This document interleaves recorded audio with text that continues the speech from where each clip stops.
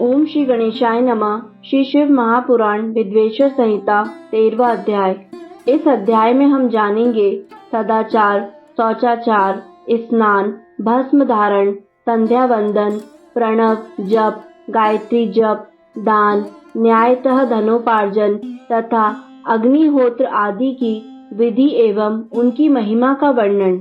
ऋषिगण बोले, हे सूत जी, आप अब शीघ्र ही हमें वह सदाचार सुनाइए जिससे विद्वान पुरुष पुण्य लोकों पर विजय प्राप्त कर लेता है।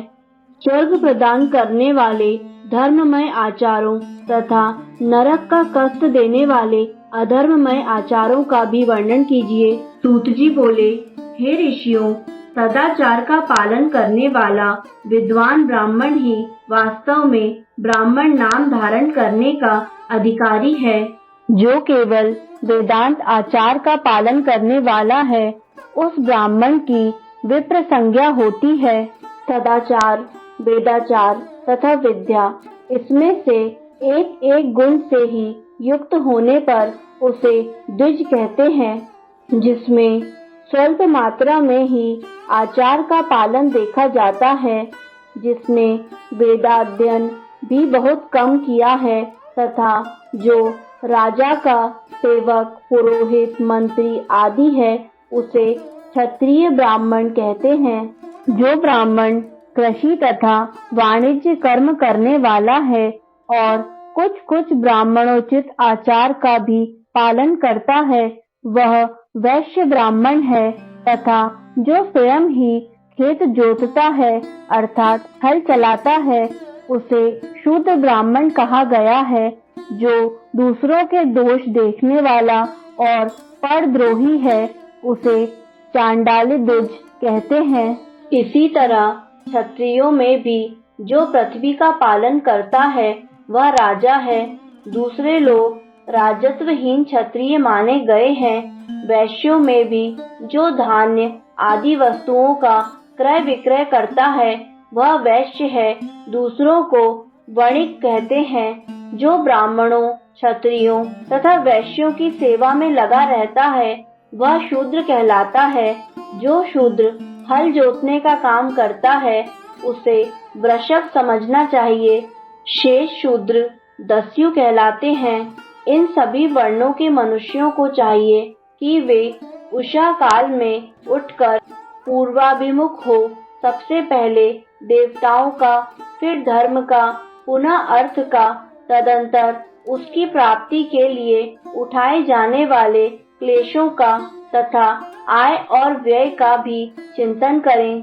प्रातः काल उठकर पूर्व, अग्निकोण, दक्षिण आदि 8 दिशाओं की ओर मुख करके बैठने पर क्रमशः आयु, द्वेष, मरण, पाप, भाग्य, व्याधि, पुष्टि और शक्ति प्राप्त होती है। रात के पिछले पहर को उषा काल जानना चाहिए। उस अंतिम पहर का जो आधा या मध्य भाग है, उसे संधि कहते हैं। उस संधि काल में उठकर द्विज को मल मूत्र आदि का त्याग करना चाहिए। घर से दूर जाकर बाहर से अपने शरीर को ढके रखकर दिन में उत्तराभिमुख बैठकर मल मूत्र का त्याग करें। यदि उत्तराभिमुख बैठने में कोई रुकावट हो तो दूसरी दिशा की ओर मुख करके बैठें। जल, अग्नि, ब्राह्मण आदि तथा देवताओं का सामना बचाकर बैठें। बाएं हाथ से उपस्थ को ढककर तथा दाहिने हाथ से मुख को ढककर मल त्याग करें और उठने पर उस मल को न देखें। तदंतर जलाशय से बाहर निकाले हुए जल से ही गुदा की शुद्धि करें अथवा देवताओं, पितरों तथा ऋषियों के तीर्थों में उतरे बिना ही प्राप्त हुए जल से शुद्धि करनी चाहिए। गुदा में 7, 5 या 3 बार मिट्टी से उसे धोकर शुद्ध करें। लिंग में ककोड़े के फल के बराबर मिट्टी लेकर लगाएं और उसे धो दें। परंतु गुदा में लगाने के लिए एक पसर मिट्टी की आवश्यकता होती है। लिंग और गुदा की शुद्धि के पश्चात उठकर अन्यत्र जाएं और हाथ पैरों की शुद्धि करके 8 बार कुल्ला करें। जिस किसी वृक्ष के पत्ते से अथवा उसके पतले काष्ठ से जल के 12 दातुन करना चाहिए, उस समय तर्जनी उंगली का उपयोग न करें। यह दंत शुद्धि का विधान बताया गया है। तदंतर जल संबंधी देवताओं को नमस्कार करके मंत्र पाठ करते हुए स्नान करें। यदि कंठ तक या कमर तक पानी में खड़े होने की शक्ति न हो तो घुटने तक जल में खड़ा होकर अपने ऊपर जल छिड़क कर मंत्रोच्चारण पूर्वक स्नान कार्य संपन्न करें। विद्वान पुरुषों को चाहिए कि वहां तीर्थ जल से देवता आदि का स्नानांग तर्पण भी करें। इसके बाद धौत वस्त्र लेकर 5 कच्छ करके उसे धारण करें। साथ ही कोई उत्तरीय भी धारण कर लें, क्योंकि संध्या वंदन आदि सभी कर्मों में उसकी आवश्यकता होती है। नदी आदि तीर्थों में स्नान करने पर स्नान संबंधी उतारे हुए वस्त्रों को वहां न धोएं। स्नान के पश्चात विद्वान पुरुष उस वस्त्र को बावड़ी में, कुएं के पास अथवा घर आदि में ले जाए और वहां पत्थर पर, लकड़ी आदि पर, जल में, स्थल में अच्छी तरह धोकर उस वस्त्र को निचोड़ें। हे द्विजों, वस्त्र को निचोड़ने से जो जल गिरता है वह पितरों की तृप्ति के लिए होता है। इसके बाद जावाली उपनिषद में बताए गए अग्नि रीति मंत्र से भस्म लेकर उसके द्वारा त्रिपुंड लगाएं। इस विधि का पालन न किया जाए, इसके पूर्व ही यदि जल में भस्म गिर जाए तो कर्ता नरक में जाता है। आपोहिष्ठा इस मंत्र से पाप शांति के लिए सिर पर जल छिड़कें तथा यस्य क्षयाय इस मंत्र को पढ़कर पैर पर जल छिड़कें। इसे संधि प्रोक्षण कहते हैं। आपोहिष्ठा इत्यादि मंत्र में 3 ऋचाएं हैं और प्रत्येक ऋचा में गायत्री छंद के 3-3 चरण हैं। इनमें से प्रथम ऋचा के 3 चरणों का पाठ करते हुए क्रमशः पैर, मस्तक और हृदय में जल छिड़के। दूसरी ऋचा के 3 चरणों को पढ़कर क्रमशः मस्तक, हृदय और पैर में जल छिड़के तथा तीसरी ऋचा के 3 चरणों का पाठ करते हुए क्रमशः हृदय, पैर और मस्तक का जल से प्रोक्षण करें। इसे विद्वान पुरुष मंत्र स्नान मानते हैं। किसी अपवित्र वस्तु से किंचित स्पर्श हो जाने पर, अपना स्वास्थ्य ठीक न रहने पर, राजभय या राष्ट्र भय उपस्थित होने पर तथा यात्रा काल में जल की उपलब्धि न होने की व्यवस्था आ जाने पर मंत्र स्नान करना चाहिए।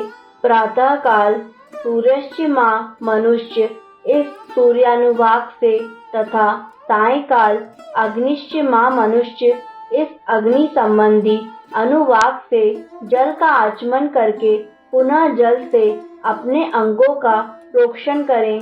मध्याह्न काल में भी आपः पुनन्तु इस मंत्र से आचमन करके पूर्ववत प्रोक्षण करना चाहिए। प्रातः काल की संध्योपासना में गायत्री मंत्र का जप करके 3 बार ऊपर की ओर सूर्य देव को अर्घ्य देना चाहिए। हे ब्राह्मणों, मध्याह्न काल में गायत्री मंत्र के उच्चारण पूर्वक सूर्य को एक ही अर्घ्य देना चाहिए। फिर सायंकाल आने पर पश्चिम की ओर मुख करके बैठ जाएं और पृथ्वी पर ही सूर्य के लिए अर्घ्य दें, ऊपर की ओर नहीं। प्रातः काल और मध्याह्न काल के समय अंजलि में अर्घ्य जल लेकर उंगलियों की ओर से सूर्य देव के लिए अर्घ्य दें। उंगलियों के छिद्र से ढलते हुए सूर्य को देखें तथा उनके लिए आत्म प्रदक्षिणा करके शुद्ध आचमन करें। सायंकाल में सूर्यास्त से 2 घड़ी पहले की हुई संध्या निष्फल होती है, क्योंकि वह साय संध्या का समय नहीं है। ठीक समय पर संध्या करनी चाहिए, ऐसी शास्त्र की आज्ञा है। यदि संध्योपासना किए बिना दिन बीत जाए तो प्रत्येक समय के लिए क्रमशः प्रायश्चित करना चाहिए। यदि एक दिन बीते तो प्रत्येक बीते हुए संध्या काल के लिए नित्य नियम के अतिरिक्त 100 गायत्री मंत्र का अधिक जप करें। यदि नित्य कर्म के लुप्त हुए 10 दिन से अधिक बीत जाए तो उसके प्रायश्चित स्वरूप में 1,00,000 गायत्री का जप करना चाहिए।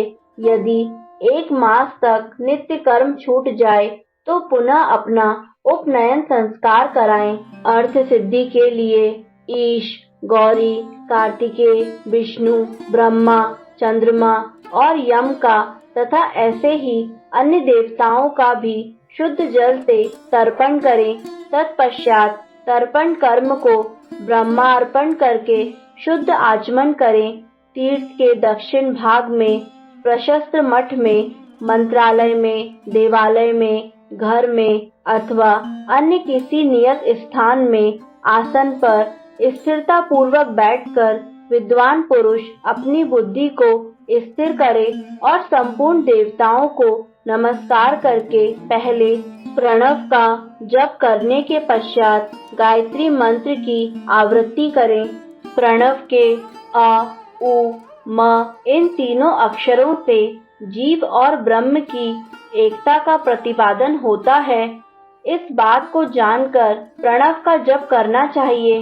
जप काल में यह भावना करनी चाहिए कि हम तीनों लोगों की सृष्टि करने वाले ब्रह्मा, पालन करने वाले विष्णु तथा संहार करने वाले रुद्र की जो स्वयं प्रकाश चिन्मय है, उनकी उपासना करते हैं। यह ब्रह्म स्वरूप ओंकार हमारी कर्मेंद्रियों और ज्ञानेंद्रियों की वृत्तियों को, मन की वृत्तियों को तथा बुद्धि वृत्तियों को सदा भोग और मोक्ष प्रदान करने वाले धर्म एवं ज्ञान की ओर प्रेरित करे।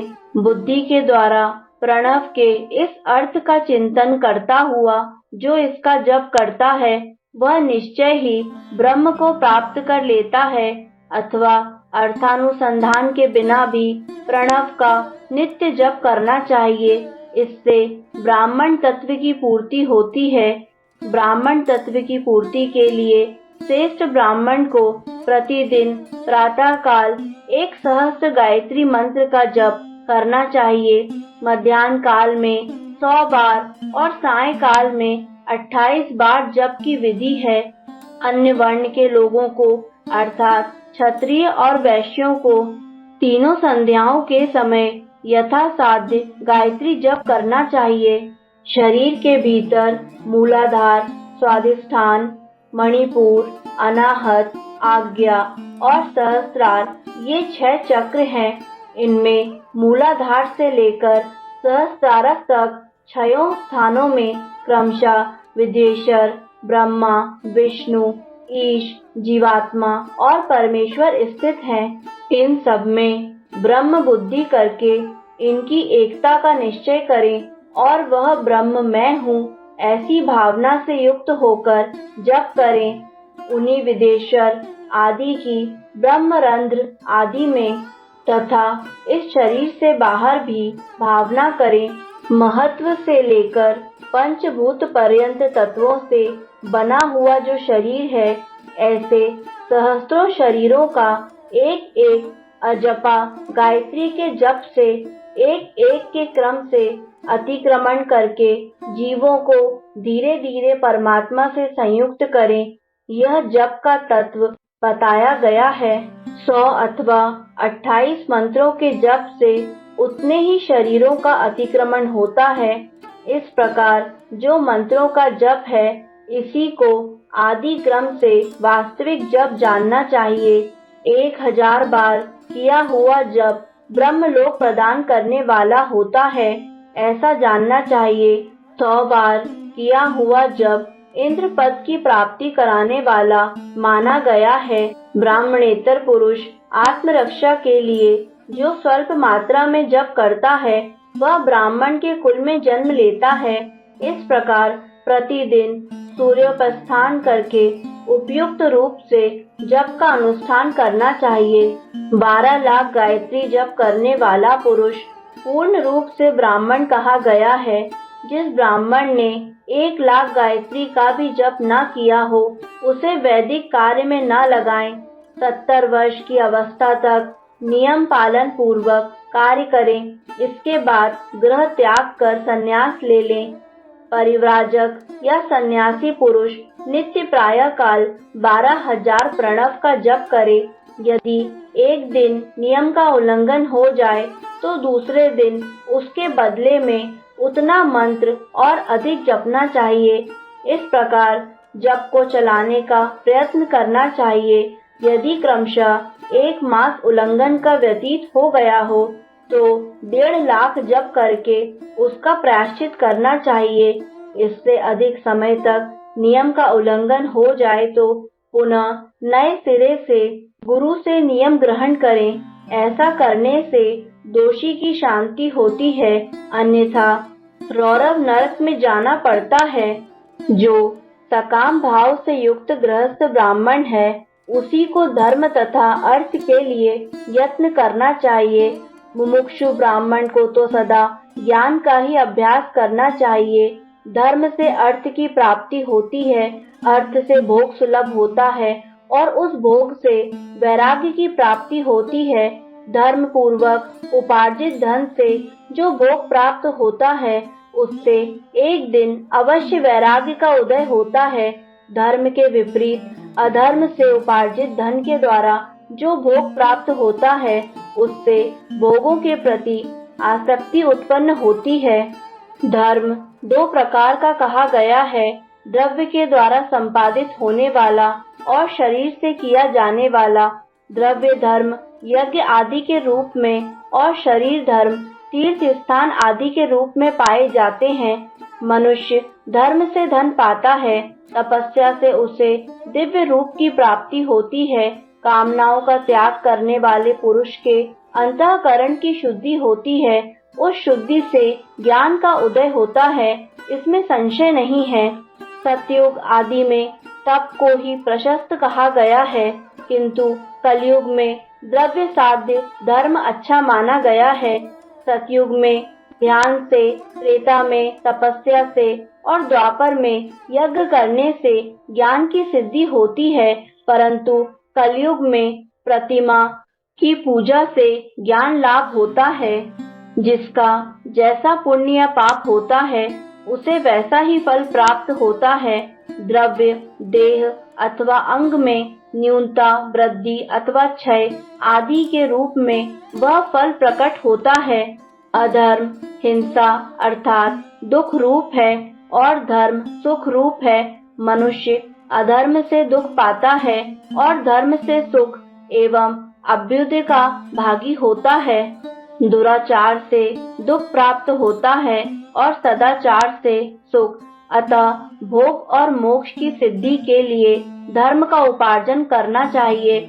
जिसके घर में कम से कम 4 मनुष्य हैं, ऐसे कुटुंबी ब्राह्मण को जो 100 वर्ष के लिए जीविका अर्थात जीवन निर्वाह की सामग्री देता है, उसके लिए वह दान ब्रह्मलोक की प्राप्ति कराने वाला होता है। 1000 चांद्रायण व्रत का अनुष्ठान ब्रह्मलोकदायक माना गया है।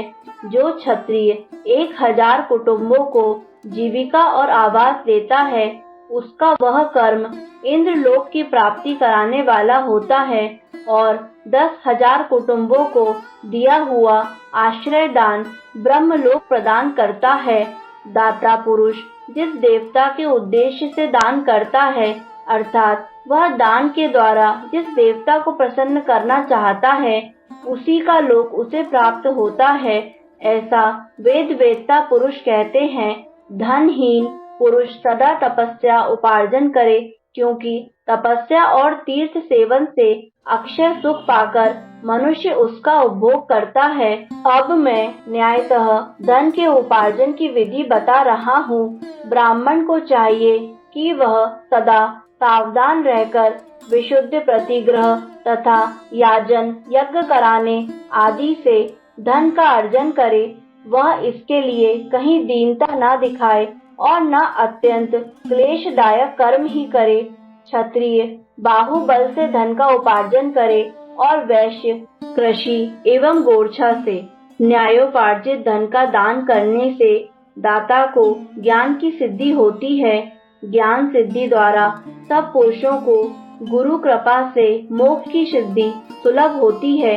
मोक्ष से स्वरूप की सिद्धि ब्रह्म रूप से स्थिति प्राप्त होती है, जिससे मुक्त पुरुष परमानंद का अनुभव करता है। हे द्विजों, मनुष्यों को यह सब सत्संग से प्राप्त है। गृहस्थाश्रमी को धन धान्य आदि सभी वस्तुओं का दान करना चाहिए। अपना हित चाहने वाले गृहस्थ को जिस काल में जो फल अथवा धान्य आदि वस्तुएं उत्पन्न होती हैं, उन्हें ब्राह्मण को दान करना चाहिए। वह तृषा निवृत्ति के लिए, जल तथा क्षुधा रूपी रोग की शांति के लिए सदा अन्न का दान करे। खेत, धान्य, कच्चा अन्न तथा भक्ष्य भोज्य, लेह और चोष्य, ये 4 प्रकार के सिद्ध अन्न दान करने चाहिए, जिसके अन्न को खाकर मनुष्य जब तक कथा श्रवण आदि सद्धर्म का पालन करता है, उतने समय तक उसके किए हुए पुण्य का फल आधा भाग दाता को मिल जाता है। इसमें संशय नहीं है। दान लेने वाला पुरुष दान में प्राप्त हुई वस्तु का दान तथा तपस्या करके अपने प्रतिग्रह जनित पाप की शुद्धि करे, अन्यथा उसे रौरव नरक में गिरना पड़ता है। अपने धन के 3 भाग करें, एक भाग धर्म के लिए, दूसरा भाग वृद्धि के लिए तथा तीसरा भाग अपने उपभोग के लिए। नित्य, नैमित्तिक और काम्य, ये तीनों प्रकार के कर्म धर्मार्थ रखे हुए धन से करें। साधक को चाहिए कि वह वृद्धि के लिए रखे हुए धन से ऐसा व्यापार करे जिससे उस धन की वृद्धि हो तथा उपभोग के लिए रक्षित धन से हितकारक, परिमित एवं पवित्र भोग भोगे। खेती से पैदा किए हुए धन का 10वां अंश दान कर दे, इससे पाप की शुद्धि होती है। शेष धन से धर्म, वृद्धि एवं उपभोग करें, अन्यथा वह रौरव नरक में पड़ता है अथवा उसकी बुद्धि पाप से परिपूर्ण हो जाती है या खेती ही चौपट हो जाती है।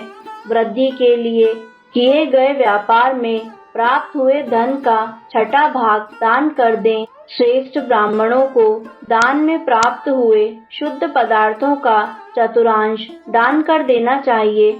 उन्हें अकस्मात प्राप्त हुए धन का तो आधा भाग दान कर ही देना चाहिए। असत, प्रतिग्रह, दूषित दान में प्राप्त संपूर्ण पदार्थों को समुद्र में फेंक देना चाहिए। अपने भोग की समृद्धि के लिए ब्राह्मणों को बुलाकर दान करना चाहिए। किसी के द्वारा याचना करने पर अपनी शक्ति के अनुसार सदैव ही सब कुछ देना चाहिए।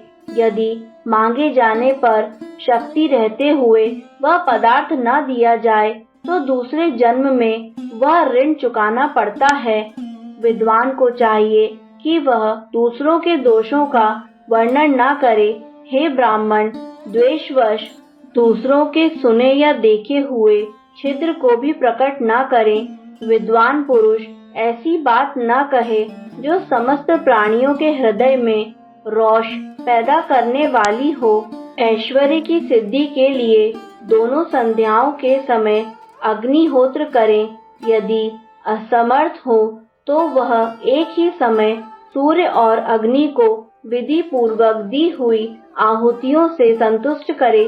चावल, धान्य, घी, फल, कंद तथा हविष्य, इनके द्वारा विधि पूर्वक स्थाली पाक बनाएं तथा यथोचित रीति से सूर्य और अग्नि को अर्पित करें।